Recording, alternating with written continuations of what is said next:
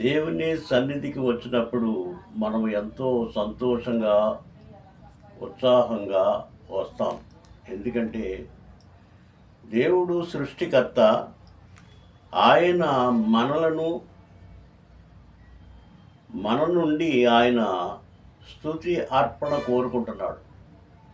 అంటే స్తుతి అర్పణ అంటే స్తుతులు దేవునికి చెల్లించడం, కృతజ్ఞతార్పణలు అర్పించడం. ఇవన్నీ దేవుడు కోరుకునేటటువంటి విషయాలు.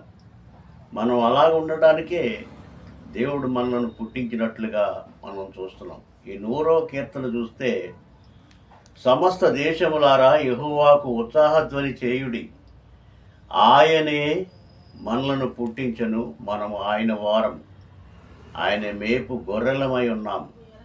ఆయన మనలను మేపుతున్నాడు, ఆయన మనలను కాస్తూ ఉన్నాడు. మనకి ఎప్పుడైనా మనకు బలహీనతలు వచ్చినప్పుడు కానివ్వండి, కష్టాలు వచ్చినప్పుడు కానివ్వండి, ఆయన చూస్తూ ఊరుకునేవాడు కాదు. మన ప్రార్థనలు ఆలకిస్తున్నాడు. మనకు సహాయం చేయడానికి ఆయన చెయ్యి కొరచ కాలేదు. మనకు సహాయం చేసే దేవుడు నమ్మకమైన వాడు. సహాయం చేయడానికి ఆయన చెయ్యి చాపి ఉంచాడు. కానీ మనము దేవుణ్ణి అడిగే విధానం, దేవునితో మనము పరిపూర్ణమైనటువంటి సంబంధం కలిగి ఉన్నామా లేదా అనేటటువంటి విషయం మనము జ్ఞాపకం చేసుకోవాలి. దినవృత్తాంతాల గ్రంథములో 14వ అధ్యాయములో ఈ మాట రాయబడి ఉంది.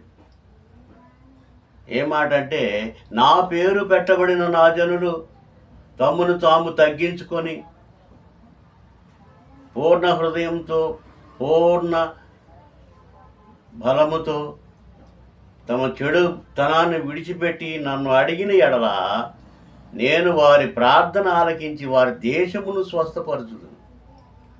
దేశమునంటే మనకి దేవుడిచ్చినటువంటి ఈ శరీరము దేశము, మనకు ఇచ్చినటువంటి ఒక కుటుంబము దేశం.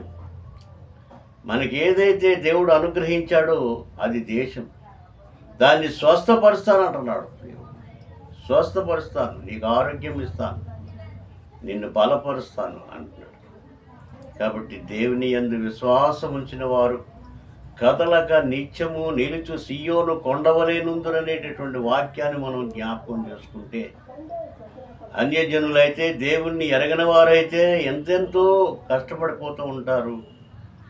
మరి కష్టం వచ్చినప్పుడు వాళ్ళు ఎంతో బాధపడిపోతూ ఉంటారు. ఎన్నెన్నో వారు ఆ సహాయాల కొరకు వారు ఎంతో పరిగెడుతూ ఉంటారు.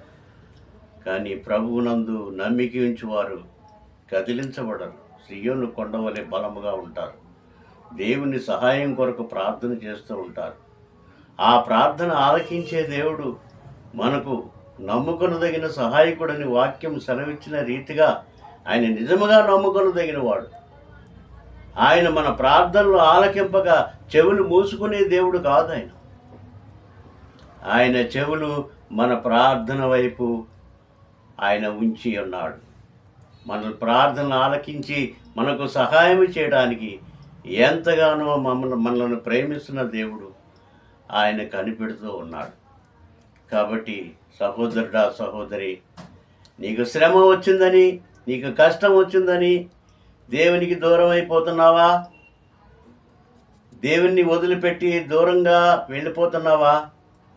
లేదు లేదు, నువ్వు కష్టంలో ఖచ్చితంగా నిలబడి దేవుని తట్టు చూసినట్లయితే నీకు వెలుగు కలుగుతుంది. నీకు శ్రమ నుండి విడుదల కలుగుతుంది. బాధ నుండి నీకు విడుదల కలుగుతుంది.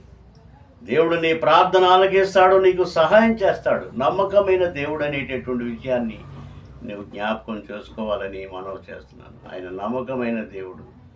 కాబట్టి దేవుని యందు విశ్వాసం కలిగిన వారు ఈ రీతిగా ఆశీర్వదింపబడుదురని వాక్యం సెలవిచ్చిన రీతిగా మీరు, మీ కుటుంబము కూడా బలమైన విశ్వాస జీవితంలో ముందుకు సాగితే, ఆయన మీరు ఏది అడిగితే అది ఇచ్చే దేవుడై ఉన్నాడు. మీరు అడిగిన దానిని ఆయన కాదనే దేవుడు కాదు. కాబట్టి మీకు బాధలు కష్టాలని సంభవించక తప్పవు, వస్తాయి. భూమి మీద అందరికీ వచ్చినట్లుగా విశ్వాసులకు కూడా వస్తాయి. అయినప్పటికీ కూడా దేవుడు మీకు సహాయం చేస్తాడు, నమ్మకమైన దేవుడుగా ఉంటాడు. యేసయ్యా మీకు వందనాలు ప్రభువా, మీరిచ్చిన వాక్యమును బట్టి వందనాలు. మీ వాక్యం ద్వారా మేము మేలు పొందుకోవడానికి, మీ వాక్యం ద్వారా మేము ఎంతో ఆశీర్వదింపబడ్డానికి మీరు అనుగ్రహించినటువంటి దివ్యమైన మీ వాక్యమును బట్టి వందనాలు చెల్లిస్తూ యేసయ్య పుణ్యమైన నామమున ప్రార్థించి వేడుకొనుచున్నాం తండ్రి. ఆమేన్. ఆమేన్.